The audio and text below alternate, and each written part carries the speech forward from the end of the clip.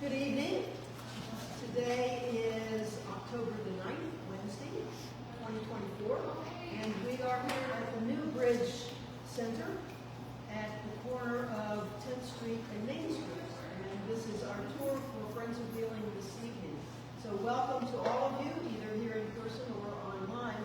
We have a couple announcements first, so let's take care of that, and then we'll talk about the history of the building. So this is Jerry Riley. Jerry? Yes, and I'm on the board of the West Virginia Independence Hall Foundation, and we are doing a fundraiser that helps West Virginia Independence Hall with education programs and restoration efforts. And we're doing our third spirit night, which is not a haunted house or anything. It is costume actors portraying spirits of the past. It's because it's this time of year. We usually do disasters or murders or things like that. So we do different stories each time, and this time we are doing a murder of a Wheeling policeman. We're doing the Lizard Cliff haunting, which happened over in Jefferson County. It's one of those well-documented poltergeist activities that happened in the 1790s. And we're doing the Civil War of the West Virginia legislature, trying to defend us from Morgan's raid during the Civil War. She's the actor portraying that. And, and the Creek, did I do the Wizard Clip? Well, that's the Wizard Clip. Yeah. What's the fourth one? Henry Slade Frick. There was an assassination attempt on him, and he believed that a ghost saved his life. So that's at Independence Hall on Saturday at 7 o'clock, the Saturday coming up. I don't have the phone number here, but you can bring a flyer either. But if you just come, we'll let you in. $10 per person. Okay, thank you. Friends Wheeling has a tour coming up in a couple weeks or a week and a half. We will be touring the former Newbridge house at 4400 Water Street. And it's at 10 o'clock in the morning on Saturday the 19th of October. A typical Friends Wheeling tour, so anybody can come. That afternoon, there is an event at Epworth Park over in Barnesville, Ohio. If you have never been to Epworth Park, it is worth going to. I'll leave the flyer here on the table so that you can take a look. It's also a fundraiser, but Epworth Park is a little community of adorable Victorian-era cottages that are just summer cottages to this day. And so, again, I'll put this flyer on the table so that you can take a look. It's anywhere from 1 to 5 p.m. in Bethesda, Ohio, and it's $15 per person or $25 for two. So I'll put that there. And we are here, and Chris Figueretti is the pastor at Newbridge Church. And we also have with us Christina Scheschler, who is the architect on this particular project. All right, so let me do a little bit of history, and then we'll ask for some input from them. This building has a pretty interesting history, and of course its location is phenomenal, since it's basically right across the street from the suspension bridge. There is an 1884 Sanborn Insurance Map that shows this lot practically empty. There was a brick fruit store and a laundry on the southwest corner, and a small fruit stand on the northwest corner, and a small fish market in the northeast, and that was about it. Deed records show that James L. Hawley purchased the property in early 1890.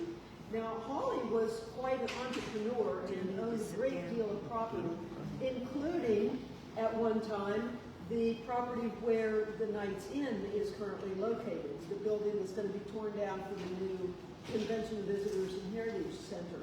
He also owned property across the street on the other side of Main Street.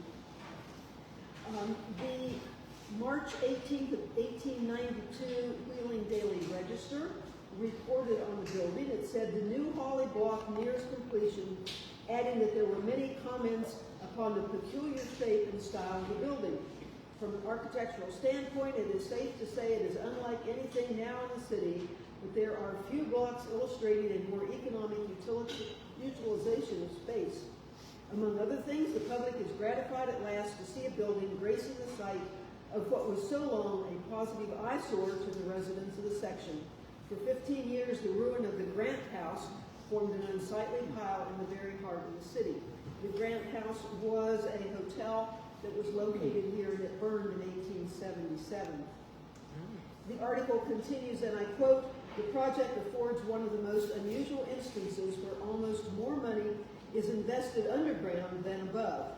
The capital in this case entering largely into the foundations, which are the largest, most substantial, and finally built in the city."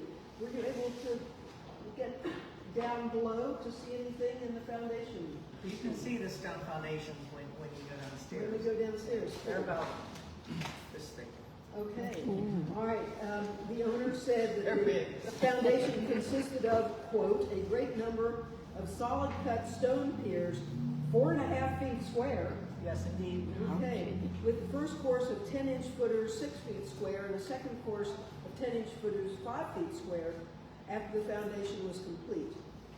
And so this building should stand for a long time, I would think. There were 3 storefronts facing Main Street at that time, and 6 potential storefronts facing 10th Street. There were residential apartments on the second floor originally. And I quote again, "The corner suite of rooms all have windows that are admirably situated. Presently a particularly fine view from the front. This flat will be rented at $60 a month." But the others are a little cheaper. The supply of plate glass recently arrived for the block was the largest single consignment ever sent to Wheeling.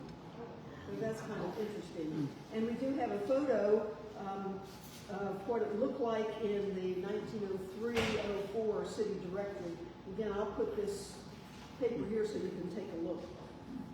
By the time of the 1907-09 city directory, the building was referred to as the Hawley block, with tenants including West Virginia Optical Company, S.C. Kozad, Wheeling Traction Waiting Room, the Rose Clothing Store, and over the decades that followed, there were a wide variety of tenants, including the West Virginia Optical Company, the Rose, which was ladies' clothing, a waiting room for Wheeling Traction Company, although there was also a waiting room at some point across the street, as we know, a tailor, a physician, a couple of dentists, and furnished apartments upstairs.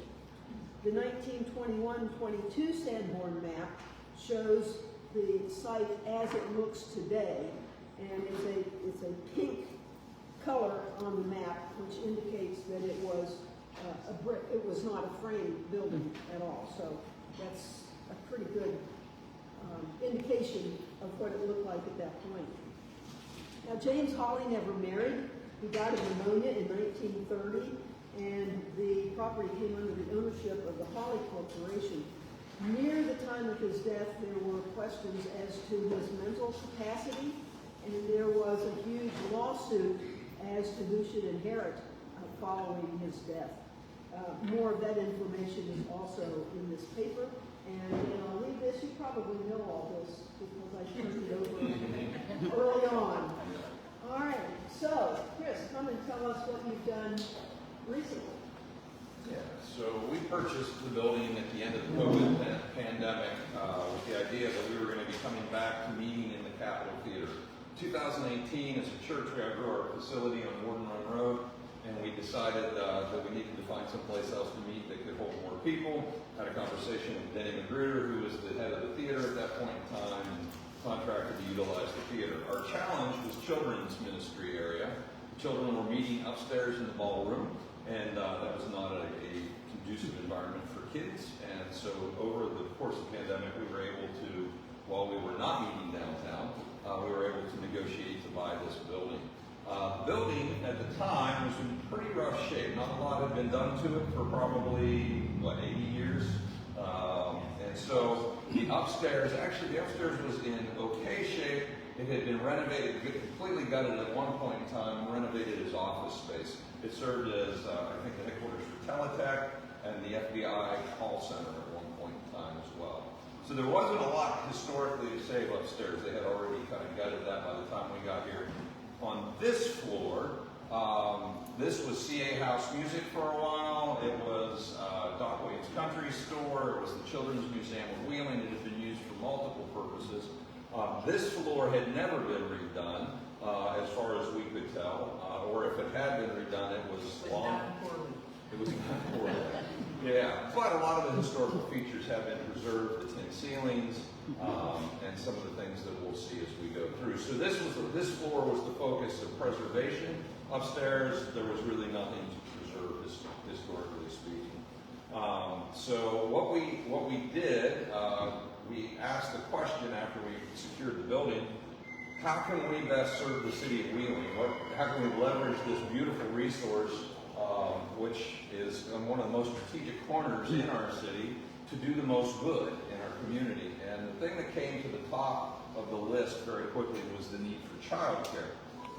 There's a 20 to 30 month waiting list to get a child into childcare in Wheeling. As a pastor, when I do premarital counseling with people, I say, before you go book your venue, go get on a childcare list, because you're going to be waiting a while. And this is a blocked economic development. It's also a huge burden on families that have really come to rely on two incomes. And so we thought, well, we can help relieve the pressure for childcare in the city of Wheeling, really serve families that way. And so we decided, rather than continue to rent these dilapidated rooms on this floor, which they were in pretty poor shape, that we would renovate the entire building and basically take 23,000 feet of it and turn it into a childcare center. And so we call that Newbridge Academy for Kids, and it can accommodate 236 children. And so it's 23,000 square feet. We'll walk through that, and can't wait to show you what we've done back there. Really proud of that. Christina has done a fantastic job with the design and walking us through the process. And again, an eye to preserve what we can preserve, with making it a modern facility and useful for serving children. Or in this case, we took this front 3,000 square feet, so we're going to make this a cafe, a place for people to gather in the city of Wheeling, a place for our congregants to gather on Sunday mornings, because we really don't have that at the Capitol, and a place to just interact with our community. And so we've got big plans for this place. We're just right now in our pre-open. Our grand opening is not this Saturday, but next Saturday. So you guys are getting a little sneak peek into what's going on here. We're still bringing items online. The really cool thing is we have 2 certified kitchens here. We have one for the cafe and one for the childcare on the other side of that wall. So right now we're just doing pre-made sandwiches and salads and those types of things. But as we move forward, we're going to be homemaking those things in-house, in our own kitchen, with our own staff, which is going to be a really, really neat place to come and get lunch and just enjoy some homemade food. So we're excited about that as well. And the best cup of coffee you're going to get in Wheeling. I'm a little biased, but we spent a lot of time taste testing coffee. We really like what we've got going on here. So this is NB Cafe. That's what we call it, and we're calling it. And then everything behind, there's this double set of doors. So there's this bay that is the cafe and our kitchen. There's the next bay, which is going to be on Sunday mornings. That is the welcome for people coming to church. They come in the 10th Street entrance, register their kids, and then take their kids to wherever their classrooms are for Sunday school on Sunday mornings. During the week, parents come in the back door on the plaza, and everything behind those doors is locked down for the safety of kids, and that's how they come in. Oftentimes, the parents will come through, come out this door, and get their morning coffee, and then go back to their car or stay here and work, which is kind of neat as well, because there's a lot of parents that are working at home now, and so they'll drop their child off, come get a cup of coffee, sit and work at their computer, and be able to be in the same building that their kids are in. So that's kind of neat. So upstairs is all childcare, the entire floor, and so we'll walk through, show you the rooms, and but we have been blessed. One of the things that we were told early on was, good luck doing a childcare. You're never going to be able to hire anybody. And we have a wonderful staff and a waiting list of people to be interviewed who want to be part of the childcare. And so part of that is of people with really big hearts who want to serve kids, so it's worked out well for us. And we have a great cafe manager. She just graduated with an MBA from West Liberty, and has spent the last 4 years working at Starbucks as well. So she's doing a great job. Her name is Emily, and she's doing a great job. Is Rachel here? I think Dr. Knopf. Okay, all right. So What about the basement? in the basement, we did not restore. We thought about it, but it's about a $3.5 million per floor effort. So we did not have a compelling reason to renovate the basement. It would have made it harder to renovate the rest of what was going on here. So They the have a lot basement, of storage. we have a lot of storage, and so we did have to put drywall on the ceiling for fire code purposes. So I think we can walk through the basement as long as you all are good with obstacles, because there are things in a 130-year-old basement that you have to kind of dodge around. But we'll be able to look at those big 4-foot foundations as well, and be able. Christina can point out what we were able to save and or work with historically here. In fact, would you like to take it from here? There's just a couple little things I wanted to clarify. When the fellow in the paper said it was a masonry building, the exterior is masonry, but behind this drywall are some 12 by 12 timbers that go up to like 12 by 12 beams, if not larger, and they're connected with iron fittings. So it's not really entirely a masonry building, but these do go down to stone foundations that are pretty much 4 foot square, because every time we ran into one, we had to redesign. So we had to work around those.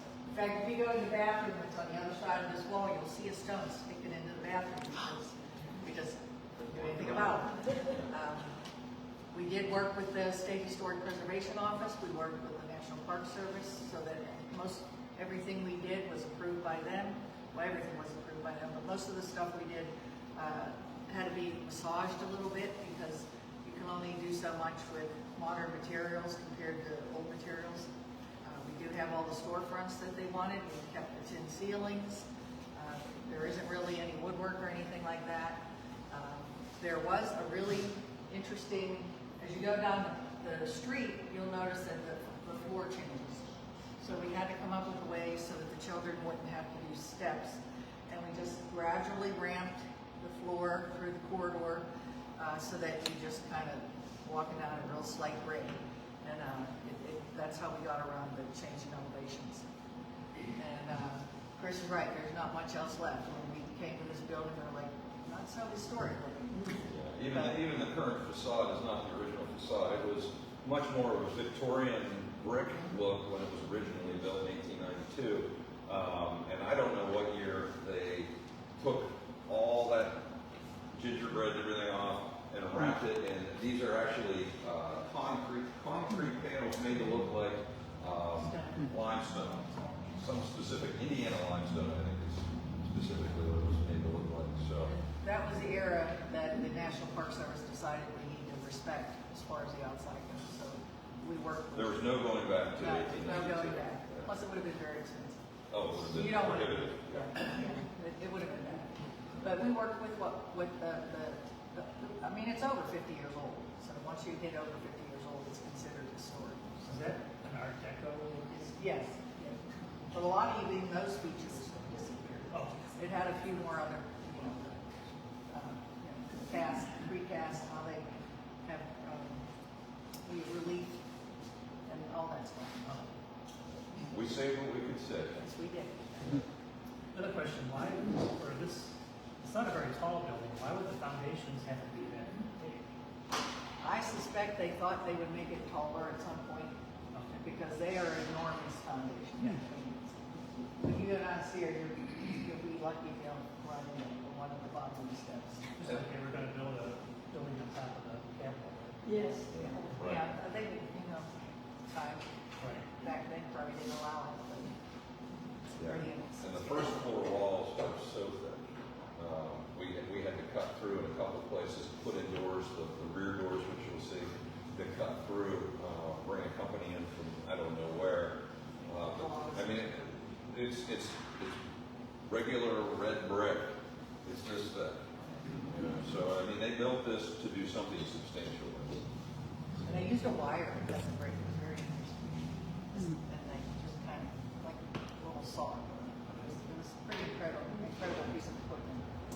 So it's strong enough to house 200 and some kids. All right. It was this area back here was actually at this level, so we're gonna step down here. There's a ramp here if you need a ramp. There are stairs as well, but that was probably one of the most significant changes that Christina designed in was we needed that floor, that bay to be at that level. So we cut out the joists, which were full 2-inch thick oak White oak. 14 by 2s. They're probably at least 300 years old because they cut them down, you know, in 1890. And there were a lot more trees here then. I know West Virginia was clear cut at least one time, the entire state except for like 2 locations. So those trees had to be at least 300 years old. And the rest of the building, even the ceiling above you, is made of the same material. So it's solid. And they had covered this floor at least 3 times with plywood. So you're standing on plywood about that thick, plus our layer of plywood, plus the layer under the tile and everything else. So it's not going anywhere. You can jump up and down. All right, let's go for a walk. All right.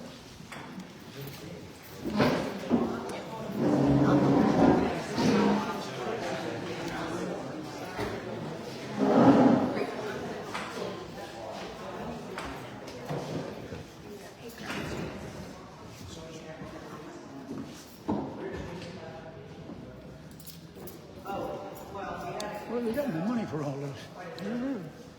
Oh, it took like years to get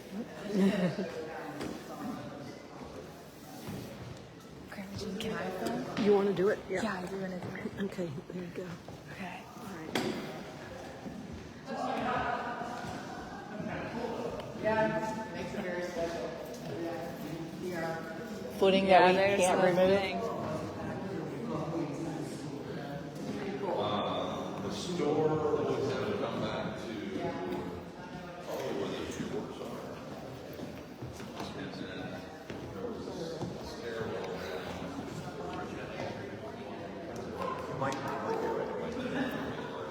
Adrian Moses said first settlement. Just the rock in the bathroom is in here if you want to see that. But this is where we dropped the floor down and we hit some of the foundations pieces that we were not going to. And just for a sense of where things were when we got the building, this was the original 10th Street entrance, but it came right into a stairwell that went back and forth here up to the 2nd floor. It did not offer, it did offer access to this part of the building. You could come in here and then head over to the point in lobby or point in time it was part of the Children's Museum as well. The back room of the Children's Museum, if you ever did a party there.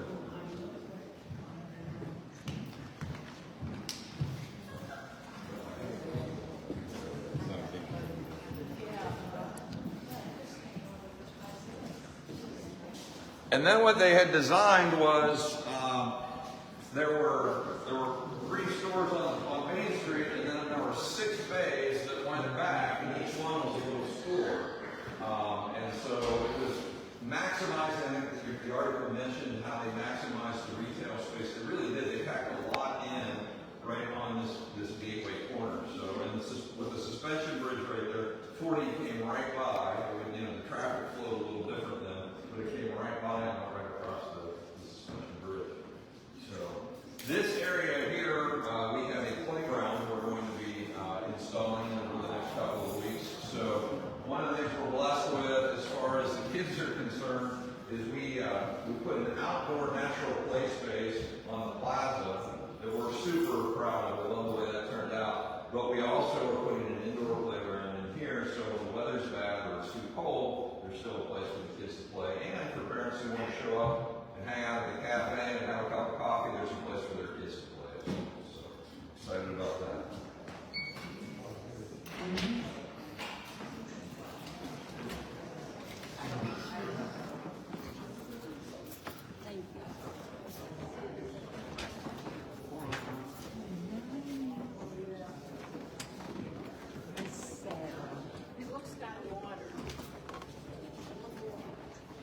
Well, this is definitely for little guys. Yeah.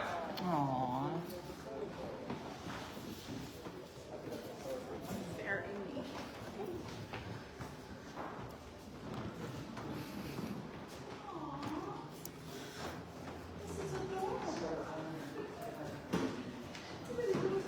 Oh, okay. Yeah. That'd be great.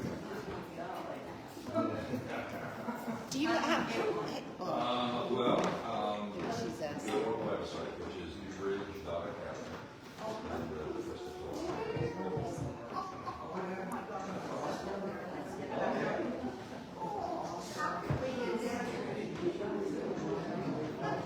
no, that's a good question. So, we were able to raise in the church. And then we just pursued historic and numeric tax credits, which helped out with the intervention as well. And we're also still in the middle of capital campaign. We still have a good bit to pay, but we still have a really old problem there.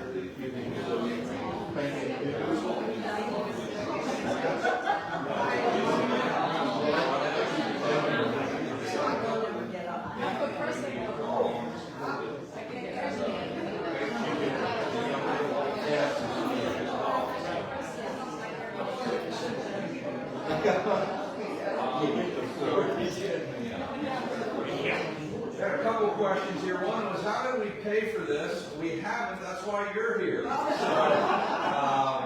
We got a couple of things. The church was able to raise a good bit of money to kind of seed the project and get it started, just from the people within the congregation. So very excited to serve our community in this way.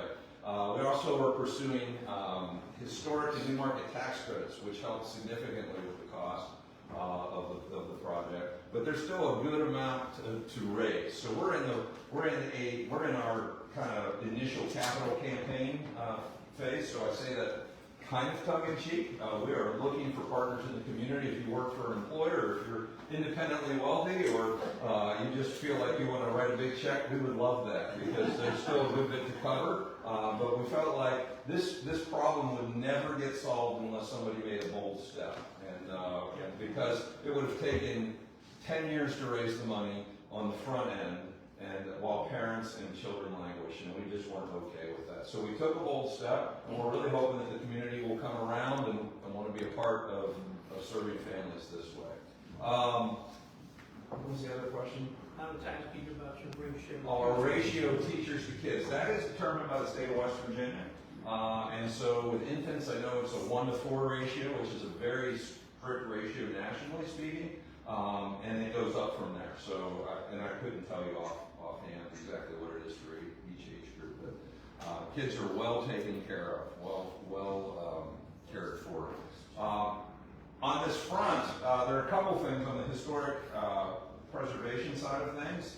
SHPO, Christina, correct me if I'm wrong.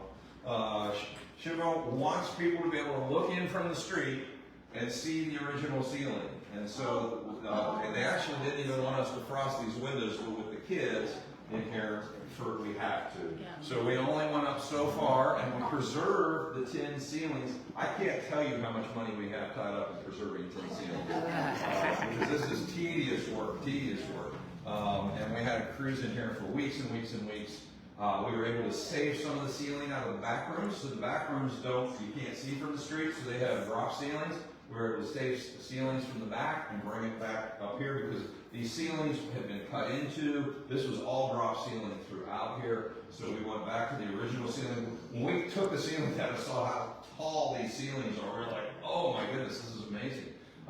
So that's what we did. And so you'll see as we go down, the tin ceilings on the street side have been preserved. If you look into one of the back classrooms, those are drop ceilings, which makes it much easier to do all the infrastructure and everything else.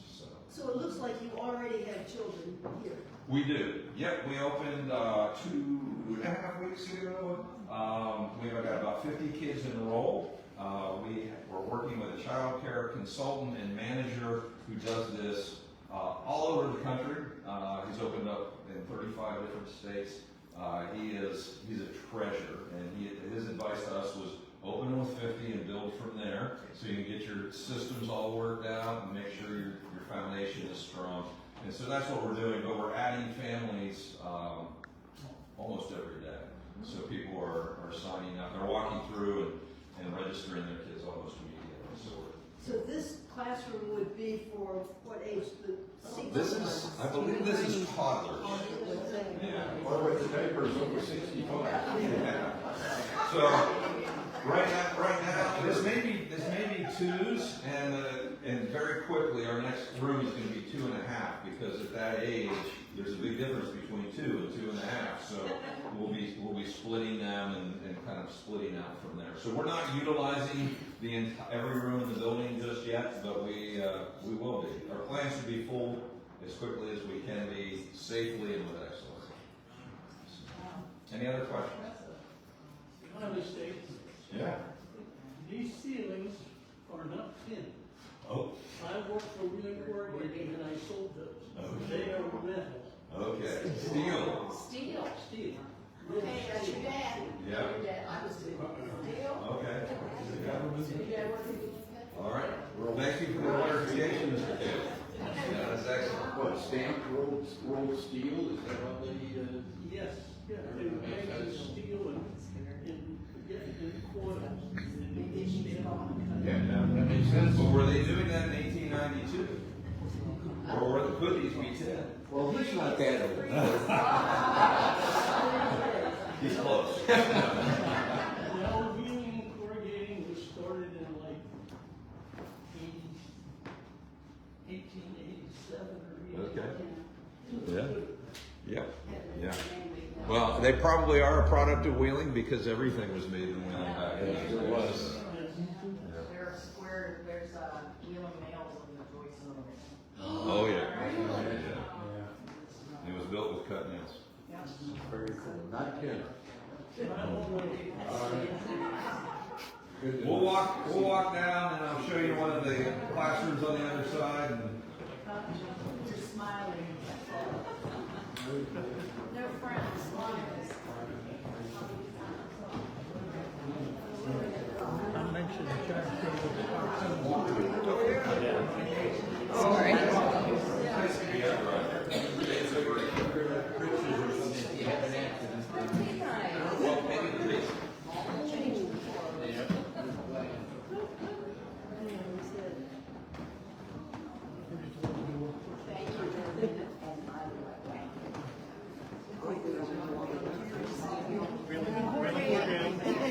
There we go. Says, I want to see some cut nails. I put a cut nail in the cutting boards I made. Everything you want to do. They're from one of I'm surprised the teachers. Yeah, right. We could probably fill it faster.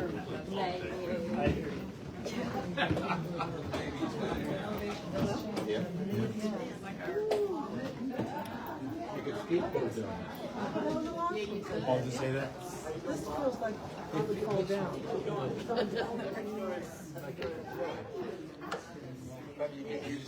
Yeah.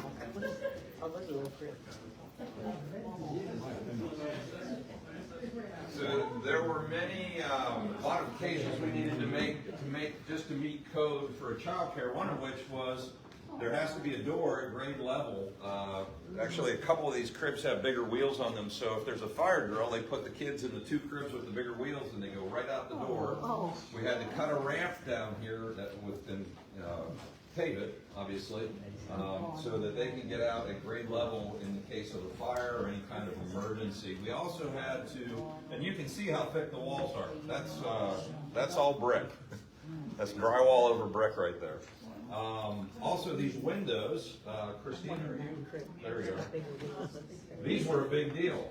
So, the National Park Service insisted that we save these and fix them so that they look like with the curve and everything, no filling in to, make it a little less expensive or anything like that. We had to do it. They were very instead of $1,000, they were $3,000. Yes. Historic, as you all know, historic preservation is not inexpensive, but it is beautiful. So this is babies, obviously. This is babies, and you can see that we have the drop ceiling. We're able to do that because people aren't looking in from the street. And so HVAC infrastructure is above the ceiling. In these rooms, you can see it's above the ceiling in the hallway, and then they piped it in to the rooms. That was about the only way we were gonna get it done. So, But still, the ceilings are really tall. oh yeah. They're- I wouldn't want to pay your heating and cooling That's what I was bill. thinking. Well, I don't either, so. It's a very, very efficient system for this. Well, with the thick walls, that helps with It the, does help, yeah, yeah, but it's still be expensive. hot and cold. Yeah, so this is kind of a great example of the rooms on this side of the building, and of course what we were in, example of the rooms on the other side of the building. How do you said 4 to 1 for infants? Yep. So there's more than 4, so you must have. Yeah, well, we have 8 beds in here and 2 teachers. And 2 teachers. Yep.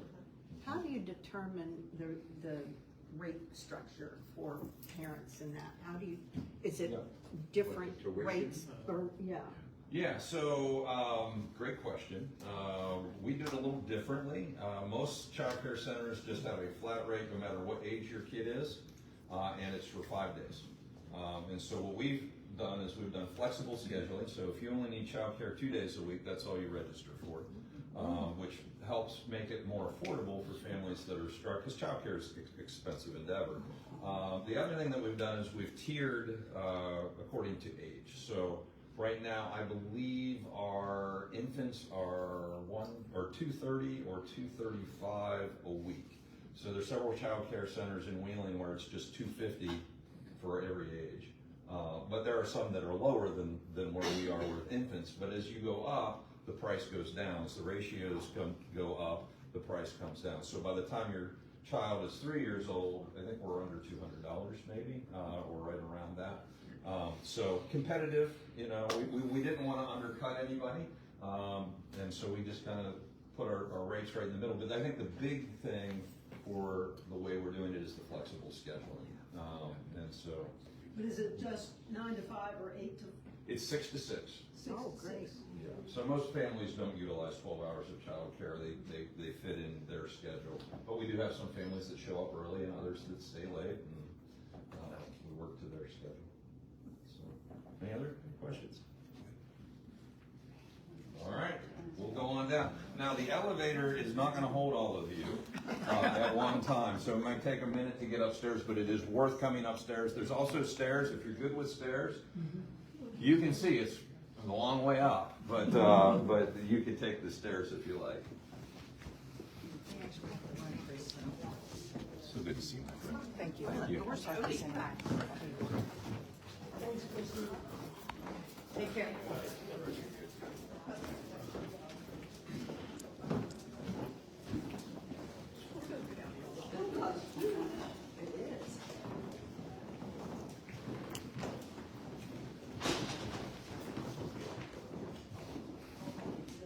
You going up or down? We're gonna go up. We're gonna go down. You gotta go down to go up, okay. That's what I kinda thought too. Actually, I'm gonna take us out first while we have a little bit of light.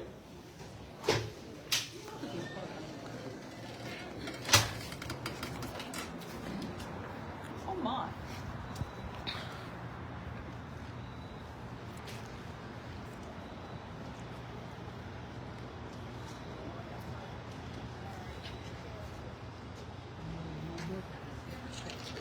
No, these are the stairs. They actually are gonna cut in another door here to go directly from the inside, but they weren't able to get that done. It wasn't required.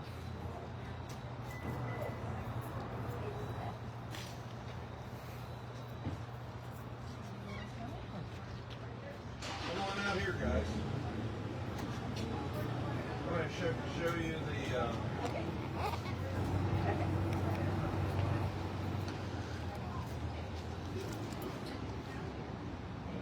It's a beautiful fall leaf.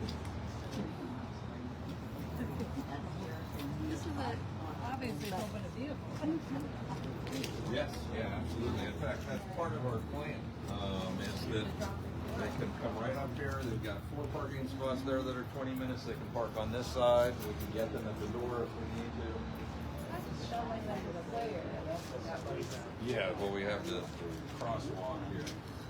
So just wanted to show you the outside of the building here, and this is the old market plaza. So that used to be, this was a road that went this way, I believe. Yes. And then the market was here, and then that road went that way. The market was clear up to that corner, it jumped there and went to the next intersection. And then, of course, this is the historic slave auction block right here at the end of the plaza. If you've not read that plaque, I encourage you to. But the back of the building, you can see the brick on this side. This is an addition for the elevator and the stairway to the second floor, and went in. I'm not exactly sure when, but they needed an elevator for the call center and the FBI center. So that's that.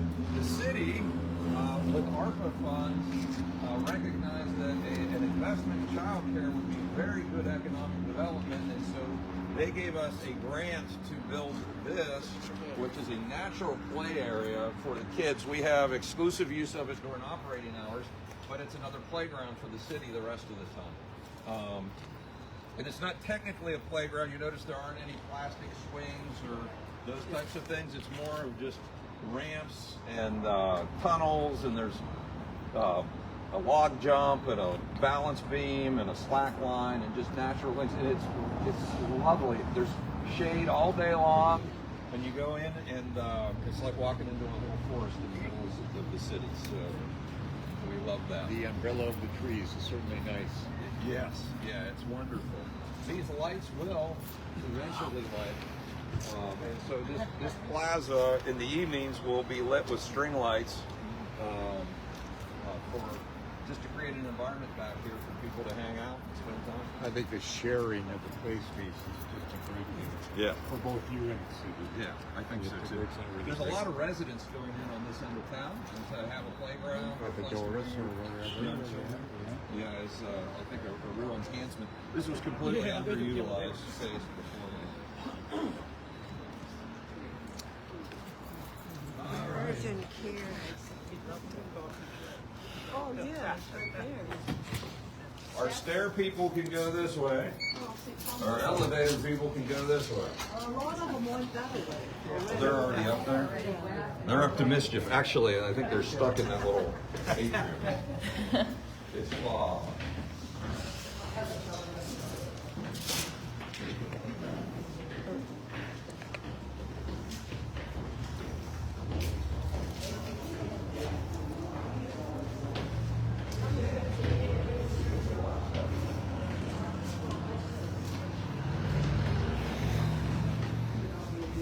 What's that? Rest of them went up already.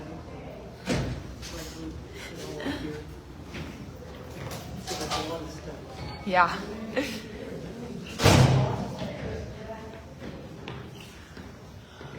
Oh my.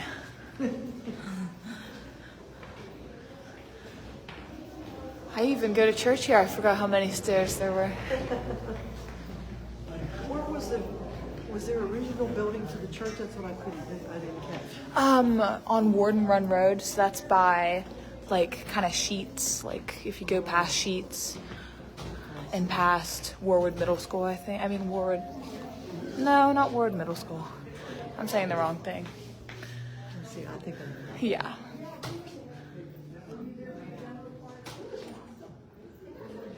sorry.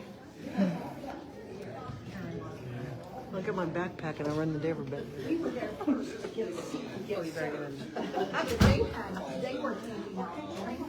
And so basically there was a hallway that went from here, and there was a hallway that went straight this way, and then you had a big room through the door here, a huge 6,000-foot room, and they had cubicles with all the calls, and then offices splitting off in different directions.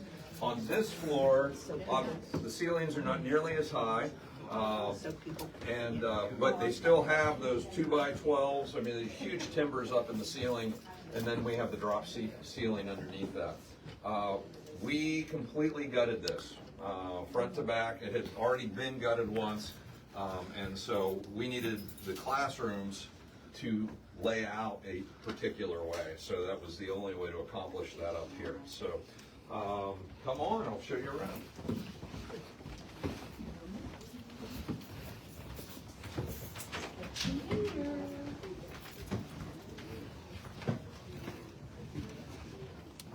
Pretty nice.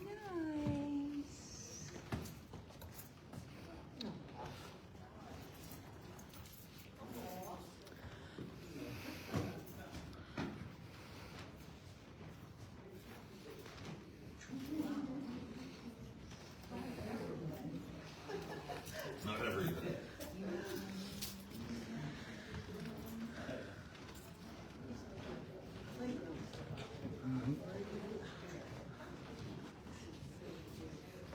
So this is our theater room. So this is on Sunday. This is our small or our large group room for our kids, for kids church. They all come together here and have a program. And then they go back to their classrooms. During the week, it gets used for different programs. We do a little chapel on Wednesday. They come in for that. Yeah, this is just a multi-purpose space. Kids can blow off steam if it's raining outside. They can blow off steam in here, and it's just a fun environment. So we've got really this is the one big group room, and we've got some other large rooms on this floor, but the one next to it is for after-school programming during the week. So those are older kids, and it's set up more like a classroom or a maker space environment where they can do art and various things. But we'll see as we go down the hallway.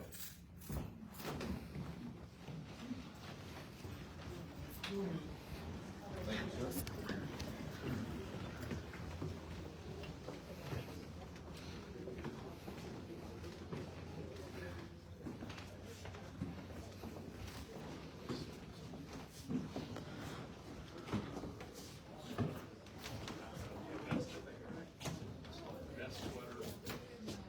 One of the things you notice is on the other side of, you won't notice this, but on the other side of this wall is our data room. And this building is state-of-the-art technology, complete with digital signage, which was really a strategic move on our part because we're using this for two purposes. So during the week, these signs come up automatically with whatever room they are, whatever teacher, whatever the menu is, programming so parents know what's going on and all that's being communicated. On Sunday morning, they automatically change, and it has the church information, and the whole inside of the building is branded differently. But we've got internet throughout, high-speed internet throughout, data network that would melt your mind if you saw it. We've got more security cameras, we're told by our security company. We have better coverage than any facility other than a casino between here and the other side of Pittsburgh. So there's not a from a security standpoint, there's not a dead space anywhere in the facility that we can't keep an eye on, and our team utilizes those cameras. We have I don't know if you noticed at the reception desk downstairs, there's a 80-inch television on the wall, and it has, during the day, it has a selection of cameras, and they can click between, see and hear what's going on in the classrooms, and be able to monitor everything going on. It's really, really quite nice. It makes, we're learning even at 2.5 weeks in, just the advantages of having a system like that. It's really fantastic. It makes for a very safe environment. I enjoy the curvy walls. Thank you. That was Christina's idea, actually. And so that was not obviously part of the original design. In fact, there wasn't even a hallway here in the original design. We're standing in the middle of what would have been that big 6,000 square foot room, but now it's a hallway. And we wanted it to be fun. We wanted it to, be kind of whimsical for children and to spawn that kind of creativity. And man, when we saw this wall drawn in, we were all like, yes, we love that. So they bent a lot of drywall. So Tell me about these cubbies. yeah, sure. Who's tall enough to put their stuff? Well, the kids don't put their stuff in the I was cubbies. going to say, Yeah, because, right. yeah. Yeah, so they each. 4-year-olds. Yeah, you'll see up here, we actually, some of them left their book bags and whatnot. Every child has a cubby somewhere. And it doesn't necessarily mean they have access to that cubby, but their personal items get put in that cubby. They have a place to hang their pack and their jacket and those types of things. Up here, the problem that we ran into with the curvy wall is we didn't have enough wall space that was flat to put these cubbies on. So they came out into the hallway, and that seems to be working out really well for us. So are cell phones allowed by the students? Well, right now our oldest students I think are 4, so no. There we go. Well, it was a little facetious. Yeah, but no, we are, we almost have no screens in the building. Teachers are not allowed to be on their screens or on their phones during the day. The teachers do have an iPad that they use that has all their curriculum all set up and ready to go, but other than that, we're not sitting around watching television with the kids. They are doing educationally enhancing activities. And in this season, they're spending a lot of time outside playing because that's educational when you're 3. Yeah, so. Take advantage of it while we can. Anyway, the oldest is 4. Look how precious.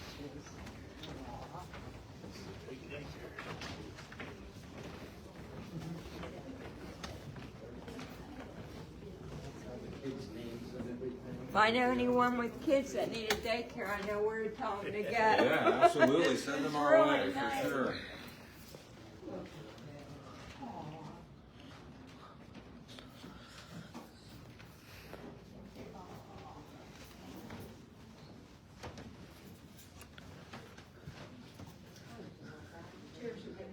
Yeah.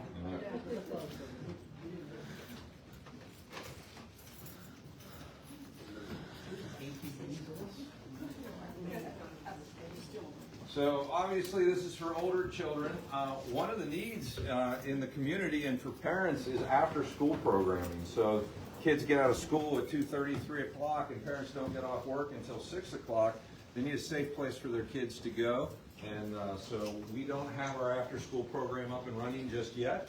But a lot of schools will bus the kids to an after school program of their choice. We hope to be one of those. We hope to actually have some shuttles so we can pick up kids as well.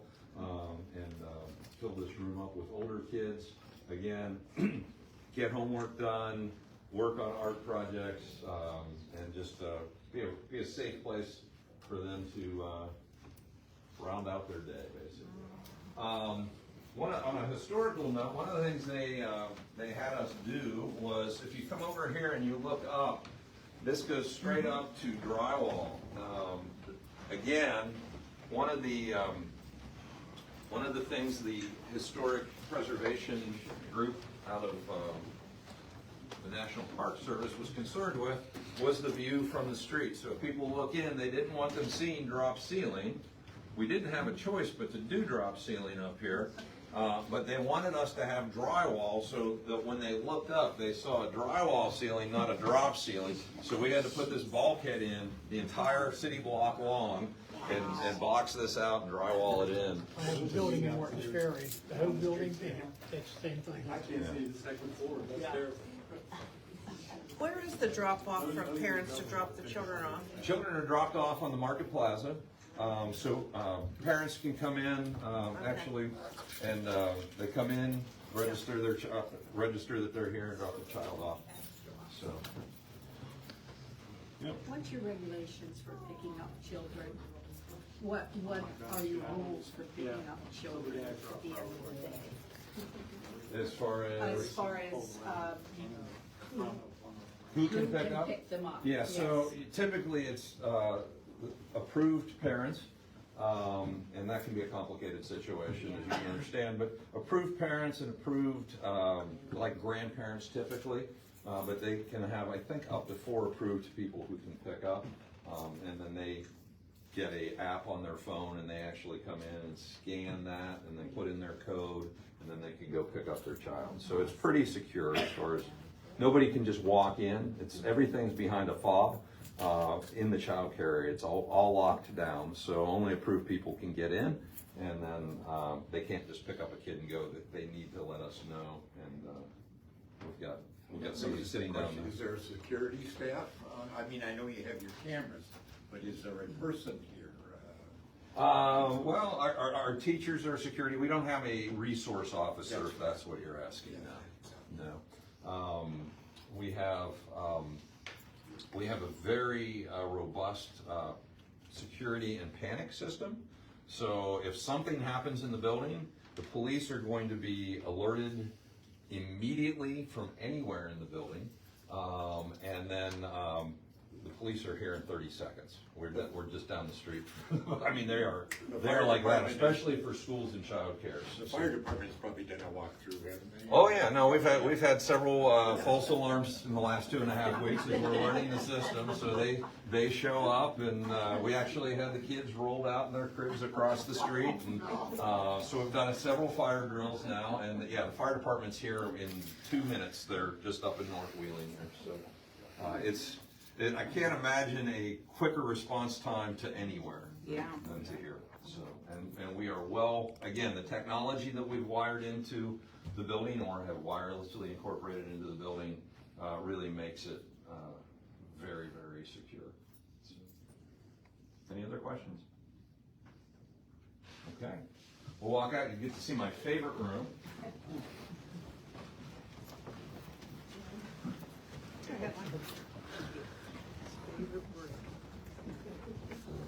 Yeah.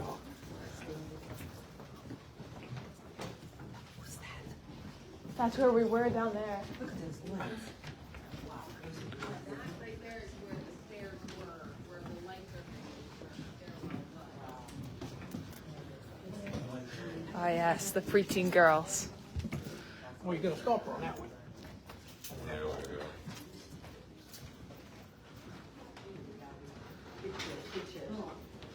We're doing a little work in here, it looks like.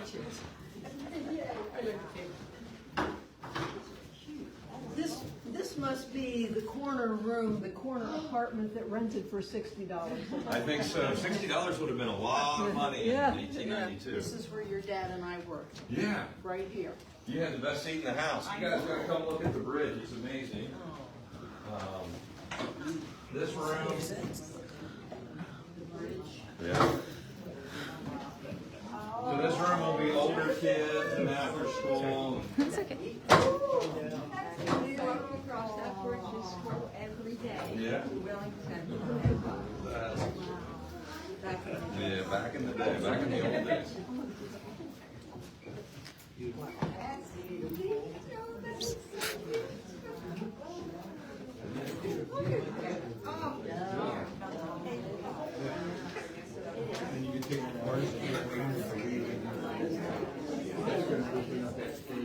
Something else we designed into the building is most of these classrooms have Jack and Jill bathrooms. So teachers, if a child needs to go to the bathroom, teacher doesn't need to leave, or one of the teachers doesn't need to leave. They can just open the door. They come in here.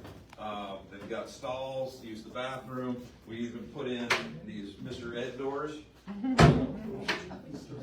So the teacher can keep an eye on what's going on, and they're not making a mess in there, but they also have privacy. They've got their stall. And we'll walk through here to this other classroom.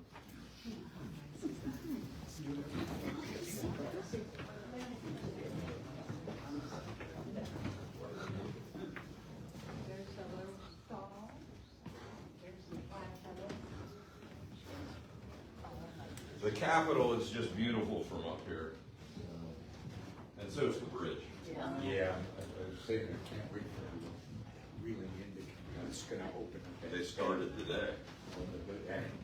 Yeah, they just took a couple swipes at it, but Yeah, it's, you would think that something that has cousins, but they it won't take long for that to come down. it should come down pretty quick. Yeah, I think so. You know, when you're driving down Main Street, you don't really get to appreciate how beautiful the Capitol is, but the Capitol Theater is a treasure. It really is a beautiful building. Now, is this open to groups in the evening when there are no children? You mean up here? No, not right now.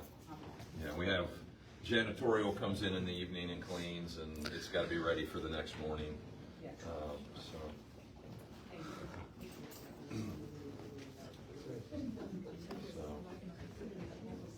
Any questions? Has your dad seen this? Oh yeah, yeah.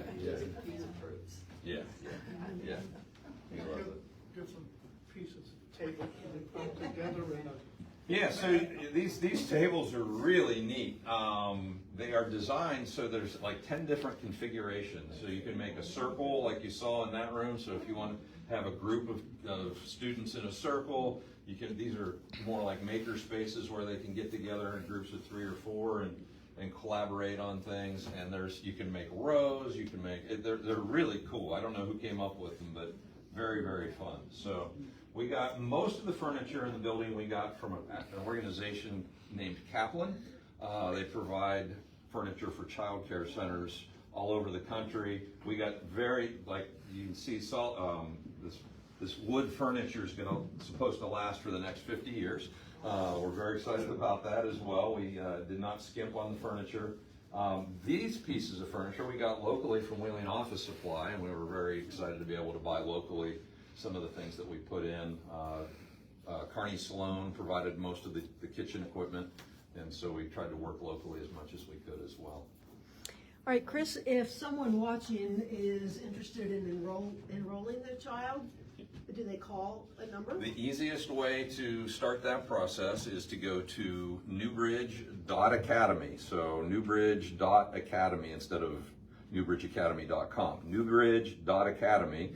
Academy is actually a URL. So you go there and you can, if you're interested in working for us, you can express interest there on the website. You can learn more about the program, more about, our philosophy of education and everything else. Meet our director, and you can also begin the enrollment process if you've got children or you know somebody who does. Thank you. So we will we can go down to the basement, and I'd be glad to show you guys around down there. Sure. It's hazardous but interesting. So for anyone who's interested, I guess should we end the tour here and just invite anybody who wants to go to the basement, or do you want to make them all go to the Sure, basement? let's do that. Okay. Right. Again, this is a Friends of Wheeling tour, October the 9th, 2024. I'm Jean Finstein, and Friends of Wheeling welcomes everyone to all of our tours. Behind the camera this evening is none other than Rachel Lewis. So thank you, Rachel. Who happens to be your granddaughter? Yes, she's my granddaughter. All right, and Joanne Sullivan was behind the camera at the beginning, and she will turn everything off. We have some of our church. Goodbye.